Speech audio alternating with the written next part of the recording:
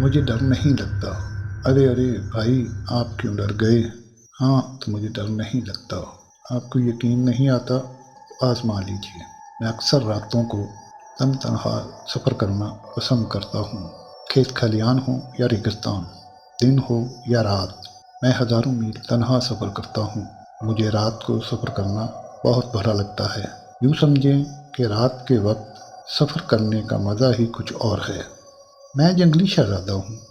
یہ مت سمجھ لیجیے کہ میں جنگل کا شیر ہوں، نہیں بھائی، میں تو ڈر کا شہزادہ ہوں۔ آپ مجھے چاہیں ڈرا لیں، لیکن میرے وجود میں کوئی تبدیلی نہیں آئے گی۔ نہ میرے پسینے چھوٹیں گے، نہ خوف طاری ہوگا، میرے رونگٹے کھڑے ہوں گے، نہ جسم کے بال کھڑے ہوں گے۔ میں بہادر ہوں، رب تعالیٰ کے سوا کسی سے نہ ڈرنے والا۔ مجھے میرے رب نے بہت طاقت سے نوازا ہے، ڈرنا بھی اسی ذات سے چاہیے۔ اس کی بنائی ہوئی مخلوق سے ڈرو گے تو جان کی امان نہیں پاؤ گے۔ میرے اندر بھی رب رحمان کے جلال عذاب کا ڈر ہر وقت رہتا ہے۔ ہاں، مگر میں ایک رات بہت زیادہ ڈر گیا تھا۔ وہ ایک بھیانک رات تھی، خون آلودہ رات، رازوں سے بھری رات۔ اس رات کے بعد میں آج تک نہیں ڈرا، شاید زندگی کی آخری سانس تک نہ ڈروں۔ آپ بھی جاننا چاہتے ہیں اس رات کیا ہوا؟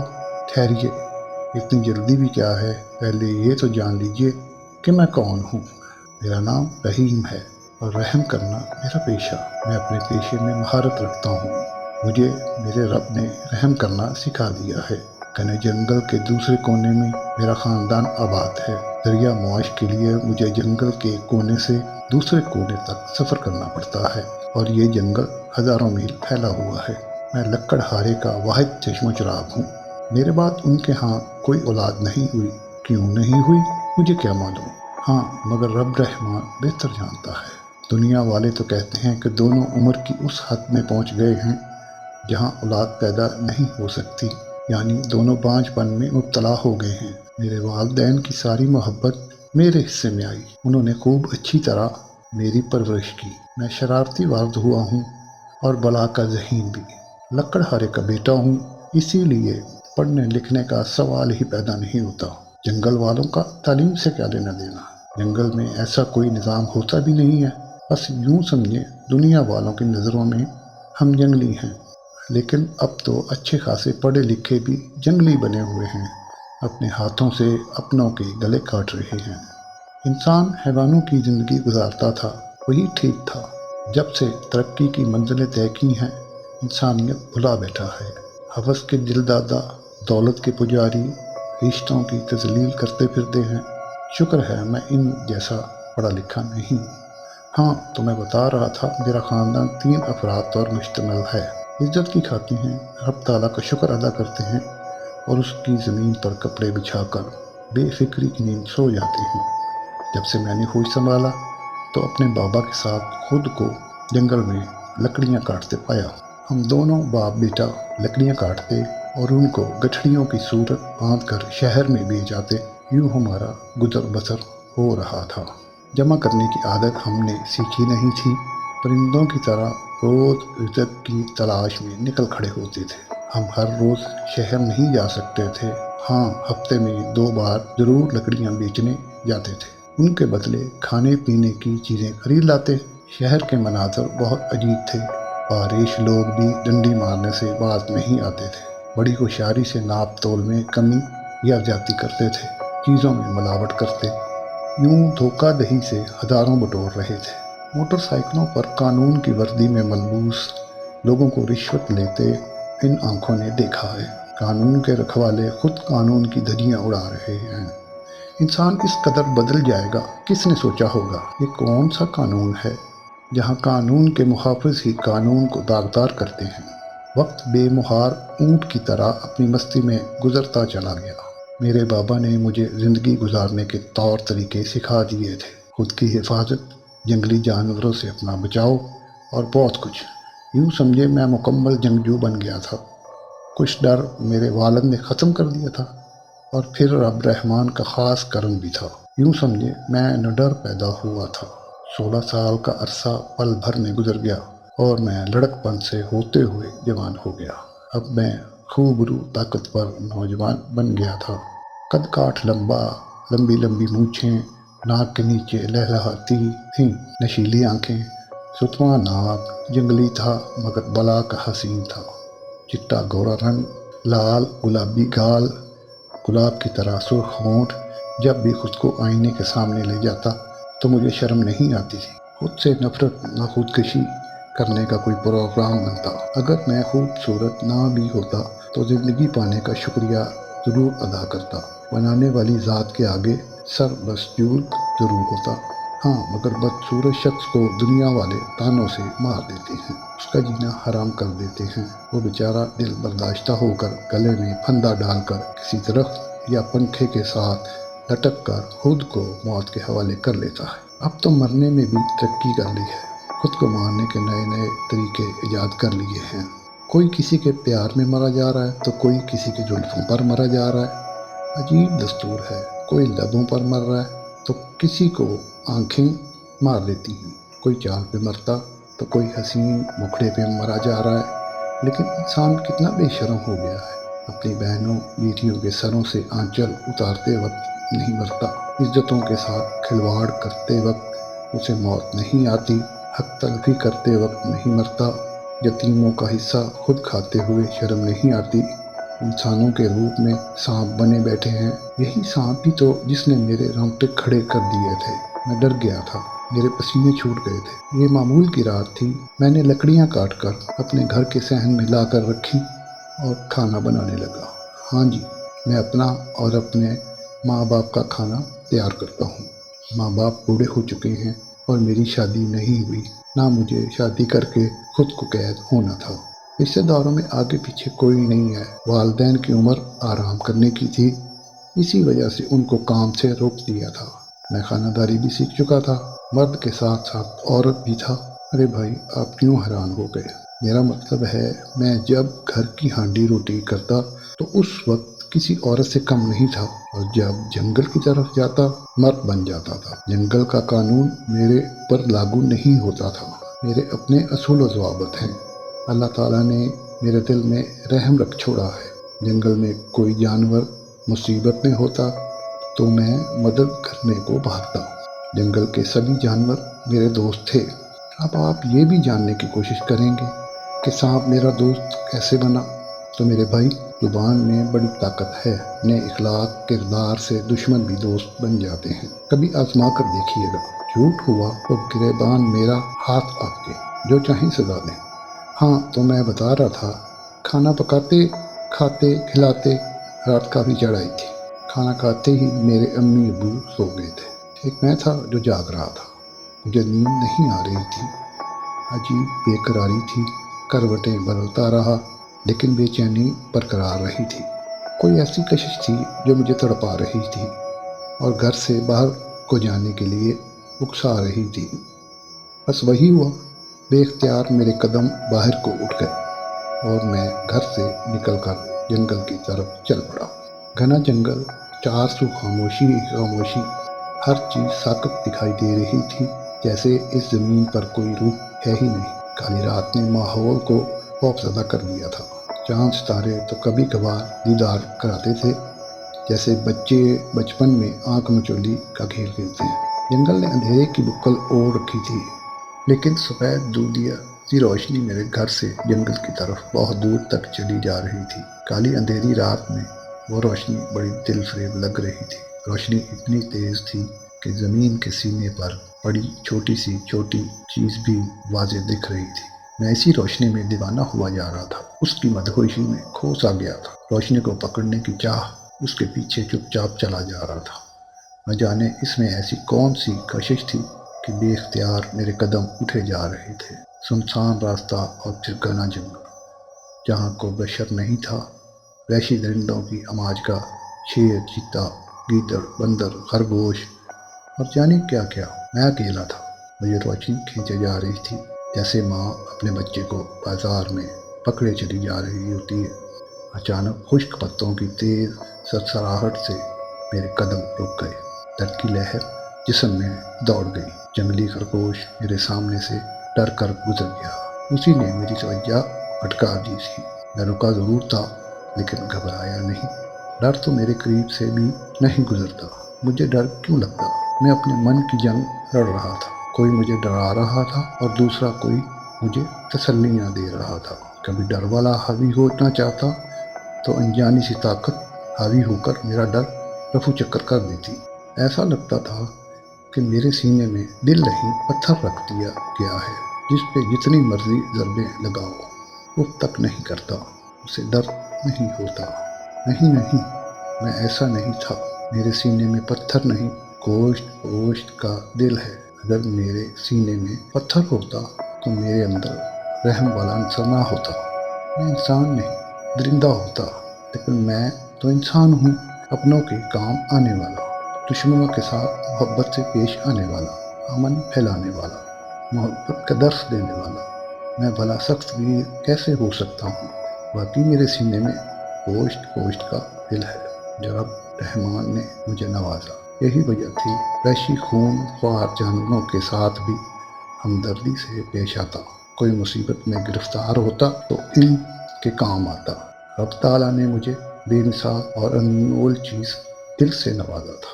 یا اللہ تیرا شکریہ۔ چلتے چلتے میرے قدم اچانک رک گئے۔ سامنے جو منظر تھا اس نے مجھے حیرت میں مبتلا کر دیا۔ کانٹوں بھری جھاڑیاں تھیں اور ان سے تھوڑے فاصلے پر کالا مشکی ناگ پھن پھیلائے ادھر ادھر دیکھ رہا تھا۔ اس کے لب خون آلود تھے، جیسے کسی دشمن سے دو ہاتھ کر آیا ہو، اپنے دشمن کو پایا انجام پہنچا آیا ہو۔ نہیں، اس کی بے قراری دیدنی تھی، بے چینی سی اس کے ارد گرد محو رقص تھی۔ بدحواسی میں کبھی دم کی طرف دیکھتا تو کبھی نیلے آسمان کی طرف۔ ایک نظر جھاڑیوں کی طرف ڈال دیتا تھا جیسے دشمن جھاڑیوں میں چھپا بیٹھا ہو، مگر اس کے دشمن کیسے چھپ سکتے ہیں؟ مجھے یوں لگا جیسے کسی ہمدرد کی تلاش میں ہو۔ اس کی بے قراری میں محسوس کر سکتا تھا، وہ کسی مصیبت میں تھا۔ یہی لمحے تھے جب میں ڈر گیا تھا، زندگی میں پہلی اور آخری بار ڈرا تھا۔ خوف سے میرے پسینے چھوٹ گئے تھے، میرا رواں کانپ اٹھا تھا، میں تھر تھر کانپنے لگا تھا، جیسے مجھے سردی لگی ہو اور میرے جسم پر کپڑے تک نہ ہوں۔ سامنے وحشی سانپ پھن پھیلائے بیٹھا تھا اور دوسرا راستہ کوئی نہیں تھا کہ میں اسے اختیار کرتا۔ مزے کی بات تو یہ تھی، جس روشنی کی چاہ میں گھر سے نکلا تھا یہی ختم ہو رہی تھی۔ آگے کا منظر ڈرا دینے والا تھا۔ میری منزل کہاں تھی نہیں معلوم، بس کسی پاگل کی طرح گھر سے نکل آیا تھا اور اب نہ پیچھے ہٹ سکتا تھا اور نہ آگے بڑھ سکتا تھا۔ پیچھے گپ اندھیرا تھا اور سامنے دشمن ڈسنے کو بےتاب بیٹھا تھا۔ میں ڈر گیا، گپ اندھیرے میں اپنی زندگی کا انجام سوچ رہا تھا۔ موت آئی کہ آئی، میرے لب ہلنے لگے۔ میں اپنے پیدا کرنے والے کو پکار رہا تھا، وہی ذات تو تھی جو مجھے بچا سکتی تھی۔ یہ انسان بھی کتنا خود غرض واقع ہوا ہے۔ جب اس پہ مصیبت آفت آتی ہے، موت سامنے نظر آتی ہے تو اپنے بنانے والے خالق کو پکارنے لگتا ہے، ورنہ ہزاروں خوشیوں میں گم رہتا ہے اور رب رحمان کو بلا دیتا ہے۔ لیکن وہ رب کتنا عظیم ہے، جب بھی اسے پکارو سنتا ہے، کایا پار لگاتا ہے، بیڑے کام سنوارتا ہے، مدد کو آتا ہے۔ میں بھی اپنے رب کو پکار رہا تھا، دل میں رب کی یاد تھی اور آنکھیں آنسو بہا رہی تھی۔ اچانک میری نظر سانپ کے پچھلے حصے یعنی دم پر پڑی، میری جیسے چیخ نکل گئی، جذبہ ہمدردی امڑ آیا۔ اب میں سمجھا کہ وہ بے چین کیوں تھا۔ وہ رب رحمان سے مدد مانگ رہا تھا اور رب رحمان نے مجھے اس کی مدد کے لیے صحن سے یہاں تک کا سفر کرایا تھا۔ اس کا اور میرا رب ایک ہی تو تھا۔ اس دن کے بعد میرے دل سے خوف ڈر نکل گیا۔ اب بڑے سے بڑا خطرہ ہو تو میں نہیں ڈرتا۔ میرے قدم سانپ کی طرف بڑھنے لگے۔ 2 قدم کے فاصلے پر ہی مشکی ناگ میرا منتظر تھا۔ سانپ کے قریب پہنچا تو وہ کسی معصوم بچے کی طرح سہم گیا، ورنہ سانپوں کے بارے تو سنا تھا یہ دودھ پلانے والی ماں تک کو نہیں بخشتے، اپنی ماں کو بھی ڈس لیتے ہیں۔ میں سارا معاملہ جان گیا تھا۔ سانپ کیوں بار بار اپنی دم کی طرف دیکھ رہا تھا اور آسمان کی طرف بھی دیکھتا تھا۔ اس کی دم لہو لہان تھی، خون بہہ رہا تھا، شاید مرنے کے قریب تھا۔ اگر میں اس وقت نہ پہنچتا تو وہ تڑپ تڑپ کر مر جاتا، لیکن ابھی اس کی زندگی باقی تھی اور رب تعالیٰ نے مجھے وسیلہ بنا کر بھیجا تھا۔ میری نظریں اس کی دم پر ٹک گئیں۔ اس کی دم سے تھوڑا منہ کی طرف 3 عدد کانٹے اس کے جسم کے آر پار ہو چکے تھے، خون بھی ادھر سے نکل رہا تھا۔ پہلے پیر سانپ نے کانٹوں کو نکالنے کی کوشش کی ہوگی، لیکن ناکام رہا۔ شاید زیادہ خون اسی صورت بہہ گیا تھا۔ میں نے بسم اللہ پڑھی اور ایک ہاتھ سانپ کے جسم پر مضبوطی سے رکھا اور دوسرے ہاتھ سے یکے بعد دیگرے 3 کانٹے نکال لیے۔ اس دوران سانپ نے ہلکی سی حرکت کی تھی۔ کانٹے نکلتے ہی سانپ پرسکون سا ہو گیا، جیسے اس کا درد ختم ہو گیا ہو۔ میں نے اپنی قمیض سے کپڑا پھاڑا اور اس کی مرہم پٹی کر دی تاکہ اور خون نہ بہے۔ پٹی کرتے ہی میں دونوں ہاتھوں کو صاف کرنے کے انداز میں ایک دوسرے پر مارے اور سانپ سے تھوڑا دور ہو کر بیٹھ گیا۔ پیچھے گھنے کیکر کا درخت تھا، اس کے تنے سے ٹیک لگا کر آنکھیں موند لیں۔ لبوں پر رب رحمان کا نام مچلنے لگا۔ یا اللہ تیرا شکر ہے، آج تیری مخلوق کے کام آیا۔ یہی الفاظ میرے لبوں پر گردش کرنے لگے تھے۔ آج زندگی میں پہلی بار کسی وحشی درندے کو آنسو بہاتے دیکھا تھا۔ میری آنکھوں نے دیکھا کہ اس کی گول گول آنکھوں سے 2 موٹے موٹے پانی کے قطرے نکل کر زمین بوس ہو گئے تھے۔ یہی تو آنسو تھے۔ دوسرے ہی لمحے اپنا سر میرے قدموں میں رکھ دیا، تشکر بھری نظروں سے مجھے دیکھنے لگا، جیسے میرا شکریہ ادا کر رہا ہو۔ رب تعالیٰ نے وحشی درندے کو بھی جھکنا سکھا دیا تھا، اس کے دل میں رحم ڈال دیا تھا۔ میری آنکھیں بھی آنسوں سے تر بتر تھیں۔ ہم دونوں ہی رو رہے تھے۔ کیسا منظر تھا! نیلا آسمان خاموش کھڑا مسکرا رہا تھا، ملائکہ جیسے ہمیں مبارکباد دے رہے ہوں۔ میرا دل خوش تھا۔ رب رحمان نے امتحان سے سرخرو کر دیا تھا۔ میں نے کالے ناگ کو اپنی باہوں میں بھر لیا، محبت اور چاہت کی جذبوں سے سرشار ہو کر اتنی دیر سانپ کے جسم کا لمس اپنے اندر اپنی روح تک محسوس کرتا رہا۔ میں پرسکون ہو گیا، میری روح تک سرشار ہو گئی تھی۔ میں اپنی سگی اولاد کی طرح اسے پیار کر رہا تھا۔ آج کے پرفتنہ دور میں انسان اپنی اولاد سے اتنا پیار نہیں کرتا۔ یہ تو پھر بھی وحشی درندہ تھا۔ یہ خطرناک سانپ نہ جانے اپنی زندگی میں کتنی زندگیوں کے چراغ گل کیے ہوں گے، کتنوں کو ڈسا ہوگا، کتنوں کو اپنے زہر سے موت کی نیند سلا دیا ہوگا، کتنوں کا خون پیا ہوگا، لیکن آج وہ درندہ نہیں، ایک مظلوم تھا۔ کتنے لمحے یوں ہی بیت گئے اور سانپ اپنی منزل کی طرف چلا گیا۔ تھوڑی دیر بعد میں بھی وہاں سے گھر کی طرف چل پڑا۔ گھر کیسے پہنچا کچھ یاد نہیں، ہاں مگر اس رات پرسکون نیند آئی تھی۔ دن چڑھے بابا نہ اٹھاتا تو نہ جانے کب تک سوتا رہتا۔ وقت کا کام ہے گزرنا، سوئے اپنی مستی میں گمسم گزرتا چلا جاتا ہے۔ میں بھی اپنی زندگی کی مستیوں میں گم ہو گیا اور اس واقعے کو تقریباً بھول ہی گیا تھا۔ 6 ماہ بعد میں جنگل میں اکیلا لکڑیاں کاٹنے میں مصروف تھا کہ شکاریوں کا گروپ وہاں آن دھمکا۔ وہ جنگل سے شکار کرنا چاہتے تھے، لیکن میں نے منع کر دیا۔ ارے بھائی، یہ جنگل میرا ہے، میں یہاں شکار کی اجازت نہیں دے سکتا۔ اسی بات پر تو میں ہو گئی اور بات ہاتھا پائی تک جا پہنچی۔ جنگل میں امن تھا، جانوروں سے مجھے محبت تھی، اور کسی جانور کی موت میں اپنی آنکھوں سے کیسے دیکھ سکتا تھا؟ جانوروں کے لیے میں مسیحا تھا، ان کا ہمدرد، ہم نوا، وہی تو میرے دکھ سکھ کے ساتھی تھے۔ انہی میں الپوس کر جوان ہوا تھا۔ اب کیسے ان شکاریوں کو شکار کرنے دیتا؟ میں نے انہیں منع کیا، لیکن میرے منع کرنے کا ان پر اثر نہ ہوا، اور وہ ہاتھا پائی پر اتر آئے۔ وہ مجھے پیچھے دھکیلتے ہوئے آگے کو بڑھ گئے۔ تھوڑی دور سامنے ہرن چل رہا تھا، انہوں نے اس پر بندوقیں تان لی۔ لمحہ بھر میں انہوں نے فائر کھول دیا۔ فائر ہرن کو نہیں لگا بلکہ آسمان کی طرف کھل گیا، یا پھر غیر ارادی طور پر ایسا ہوا تھا۔ اتنے میں چیخوں کی آواز پورے جنگل میں پھیل گئی۔ پل بھر میں شکاری زمین پر اوندے بے سود پڑے تھے۔ کالے ناگوں کا گروپ ان کے جسموں کو ڈس رہا تھا۔ ان میں ایک بوڑھا سانپ درمیان میں پن پھیلائے بیٹھا تھا۔ جیسے ہی ایک سانپ میری طرف بڑھا، وہ بوڑھا سانپ آگے آ گیا۔ ان دونوں نے ایک دوسرے کے منہ سے منہ ملایا، جانے کوئی بات کی ہوگی۔ پھر دونوں شانت ہو گئے۔ بوڑھا سانپ میری طرف دیکھ رہا تھا اور باقی تمام سانپ اس کے ارد گرد جمع ہو گئے تھے۔ میں دور کھڑا ان کو ہی دیکھ رہا تھا۔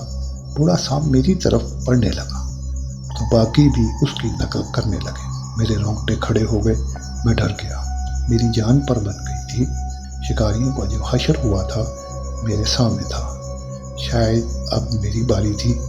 پہلے تو میں ڈر گیا، لیکن دوسرے ہی لمحے میں پرسکون ہو گیا، کیونکہ میری نظر اس پٹی والے سانپ پر پڑی جس کے میں نے کانٹے نکالے تھے۔ ابھی تک وہ پٹی اس کے جسم کے گرد لپٹی ہوئی تھی۔ ہو سکتا ہے اس نے نشانی کے طور پر سنبھال رکھی ہو۔ ابھی تک اس سے چھٹکارا حاصل نہیں کیا تھا۔ چند ساتوں میں کالا مشکی ناگ میرے پاؤں چھو رہا تھا۔ اس کے باقی ساتھی بھی میرے ارد گرد جمع تھے۔ چند شرارتی میرے جسم پر چڑھ دوڑے تھے، لیکن میں گھبرایا نہیں، بلکہ خوش ہو رہا تھا، جیسے باپ اپنے بچوں کے ساتھ بچہ بن کر کھیلتا ہے۔ میں بھی ان کے ساتھ کھیلنے لگا تھا۔ تب مجھے پتہ چلا کہ وہ سانپ مادہ تھا، یعنی ناگن تھی۔ اس کے ارد گرد پھرنے والے اس کے بچے تھے۔ آج کالے مشکی ناگ نے مجھے شکاریوں سے بچا کر اپنا بدلہ چکا دیا تھا۔ شکاری اپنے کیے کی سزا بھگت چکے تھے اور مجھے اپنے دوستوں سے ملا گئے تھے۔ میں نے سانپ کی پٹی کھول دی۔ اس کے زخم مندمل ہو گئے تھے اور اب معمولی سے نشان باقی تھے۔ اس واقعے کو 2 سال بیت چکے ہیں۔ میں آج بھی جنگل میں تنہا گھومتا ہوں۔ میرے ماں باپ اللہ تعالیٰ کو پیارے ہو گئے ہیں۔ مجھے اکیلے رہتے ہوئے کوئی پریشانی نہیں ہے، کیونکہ یہی ناگن میری مدد کرتی رہتی ہے۔ میں جہاں بھی جاتا ہوں خود کو حصار میں پاتا ہوں۔ کوئی غیبی میری مدد کر رہا ہوتا ہے۔ میں جب گھر پہنچتا ہوں میرا کھانا تیار ہوتا ہے۔ مجھے کھانا نہیں بنانا پڑتا۔ یہ کارنامے ناگن ہی دے رہی تھی۔ وہ کھانا پکاتی ہے اور پھر اپنی دنیا میں لوٹ جاتی ہے۔ ہاں، میرے ارد گرد وہ موجود رہتی ہے۔ مجھے کسی سے کوئی خطرہ نہیں ہے، کیونکہ میری مدد کرنے کے لیے میرے دوست ہر وقت موجود رہتے ہیں۔ یہ الگ بات ہے وہ میرے سوا کسی کو نظر نہیں آتے۔ جنات غیر مرئی ہوتے ہیں جو ہر کسی کو نظر نہیں آتے۔ یہ سپنی اصل میں جنات سے تھی، مومن جنات سے۔ یہ انسان دوست ہوتے ہیں، انسانوں کو نقصان نہیں پہنچاتے۔ ان کا مذہب بھی اسلام ہی ہے، اور اسلام کسی کو نقصان پہنچانے کا درس نہیں دیتا ہے۔ اسلام امن کا دین ہے، امن کا درس دیتا ہے۔ ہاں، مگر جو امن کی فضا میں انگارے بڑھ گئے، اس کے خلاف اعلان جنگ ہی ہے۔ سانپ اپنی فوج کے ساتھ ہر وقت تیار رہتا ہے، اسے کہیں بھی جنگ لڑنی پڑ سکتی ہے۔ یہی راز ہے جو میرے سینے میں قید تھا۔ آج اس راز سے اس لیے پردہ اٹھایا کہ میری زندگی قریب تر ہے، اور یہ راز بھی میری زندگی کے ساتھ ہی دفن ہو جاتا۔ جو اللہ کی مخلوق کے ساتھ رحم اور محبت کرتا ہے، اللہ تعالیٰ اسے 70 ماؤں سے بھی بڑھ کر پیار کرتا ہے۔ بس دیکھنے والی آنکھ، سوچنے کے لیے دماغ اور دل میں یاد الہی کا ہونا بہت ضروری ہے۔